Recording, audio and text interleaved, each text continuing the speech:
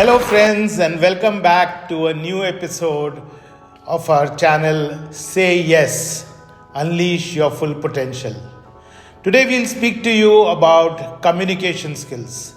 Communication skills are the first and the most important skills that you need to have for being successful in life. Communication skills has two parts, oral communication and written communication. आप लोगों ने हर जगह सुना होगा कि oral communication अच्छी करो, written communication अच्छी करो. तो हम जानते हैं इन सब के बारे में और हम ये समझने की कोशिश करते हैं कि कम्युनिकेशन स्किल्स को कैसे इम्प्रूव किया जा सकता है. तो ओरल कम्युनिकेशन में आपके दो पार्ट होते हैं, लिसनिंग एंड स्पीकिंग. और हमारे रिटन कम्युनिकेशन में भी दो पार्ट होते हैं, जो कि होता है राइटिंग एंड रीडिंग. करेक्ट. तो जैसा स्पीकिंग इम्पॉर्टेंट है वैसा ही लिसनिंग इम्पॉर्टेंट है और जैसा राइटिंग इम्पॉर्टेंट है वैसे ही रीडिंग इम्पॉर्टेंट है. तो इसको समझाने के लिए मैं थोड़ा सा एक आपको स्क्रीन के ऊपर एक कम्युनिकेशन मॉडल दिखा रहा हूँ. इस कम्युनिकेशन मॉडल के 5 पार्ट होते हैं. सबसे पहले जब आप किसी को भी कम्युनिकेट करने की कोशिश कर रहे हैं तो आपके दिमाग में एक आइडिया आता है कि मुझे ये आइडिया कम्युनिकेट करना है या ये आइडिया सामने वाले तक पहुँचाना है. तो उसको हम एनकोडिंग करते हैं, उसको हम किसी भाषा में, किसी वर्ड्स में उसको डालते हैं. ये हमारे दिमाग में होता है. उसके बाद हम उसको या तो बोलते हैं या लिखते हैं. तो वी आइदर स्पीक और वी राइट. नाउ देन इसको हम फिर ट्रांसमिट करते हैं, इसको किसी भी मीडियम से, या तो आप आमने सामने खड़े हैं या फ़ोन के ऊपर या लिख करके आप इसको सामने वाले तक इस मैसेज को पहुंचाते हैं. सामने वाला इस मैसेज को या तो सुनता है या पढ़ता है. Right. So we are talking about listening और रीडिंग. और फिर उसको अपने हिसाब से डिकोड करता है.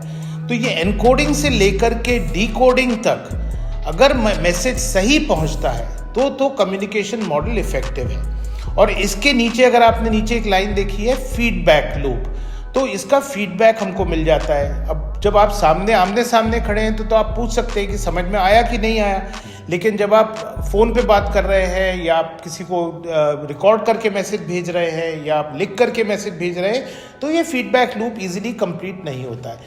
और इसके जो है हर स्टेज पे लॉसेस होते हैं. आप क्या सोच रहे हैं उसको आपने कैसे वर्ड्स में ट्रांसलेट किया, उसको आपने कैसे बोला या लिखा, वो कैसे ट्रांसमिट किया, उस ट्रांसमिशन को कैसे रिसीव किया गया, उसने सामने वाले ने उसको सुना और कैसे पढ़ा और उसने उसमें से क्या समझा. तो 5 स्टेजेस पे लॉसेस होते हैं और इन लॉसेस की वजह से ही हमारा कम्युनिकेशन इनइफेक्टिव हो जाता है या कम्युनिकेशन प्रॉपर नहीं होता है.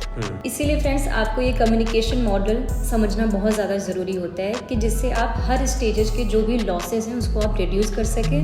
अगर आप हर एक स्टेजेस के लॉसेस को समझ पाएंगे, रिड्यूस कर पाएंगे, तो आपका कम्युनिकेशन बहुत ही इफेक्टिवली सामने वाले तक पहुंच पाएगा. और ये तो आप समझ ही गए होंगे कि इफेक्टिव कम्युनिकेशन से आपकी मिसअंडरस्टैंडिंग्स कम हो जाएंगी, सामने वाले को आपकी बात सही समझ में आएगी, एक बार में आपका काम हो जाएगा, आपका टाइम बचेगा. तो इस तरह इफेक्टिव कम्युनिकेशन के बहुत सारे फ़ायदे हैं.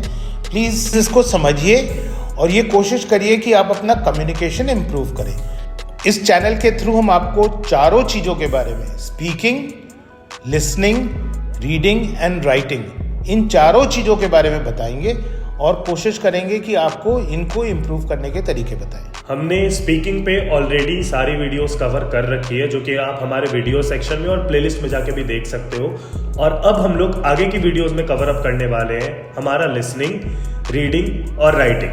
सो please make sure to subscribe and press the bell icon ताकि आपको सारी नोटिफिकेशन मिलते रहे और आगे आने वाली हमारी जितनी भी वीडियोस है वो आपके तक सबसे पहले पहुंचे. Friends, thank you for watching. I hope you enjoyed this video. Keep coming back to us for more. Say yes.